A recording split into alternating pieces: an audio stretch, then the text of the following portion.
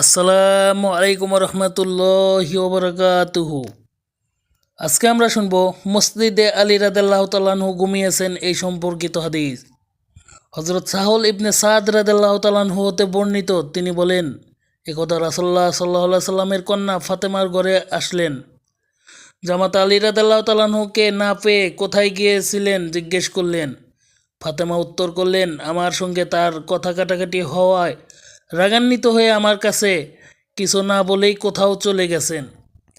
রাসূলুল্লাহ সাল্লাল্লাহু আলাইহি সাল্লাম এক ব্যক্তিকে আদেশ করলেন, আলী কোথায় গেছে তালাশ করো। সে খোঁজ করে এসে আরজ করল, তিনি মসজিদে শুয়ে আছেন। রাসূলুল্লাহ সাল্লাল্লাহু আলাইহি সাল্লাম মসজিদে এসে দেখলেন তার শরীরের এক অংশ খালি মাটির উপর রয়েছে। মাটি মাখা অবস্থায় তিনি ঘুমে মগ্ন আছেন। রাসূলুল্লাহ সাল্লাল্লাহু আলাইহি সাল্লাম নিজ হাতে তার শরীর ঝেড়ে বললেন, ওঠো হে আবু তোরাব। রাসূলুল্লাহ সাল্লাল্লাহু আলাইহি সাল্লাম তাকে ওই অবস্থায় দেখে স্নেহ ভরে এরূপ সম্বোধন করলেন।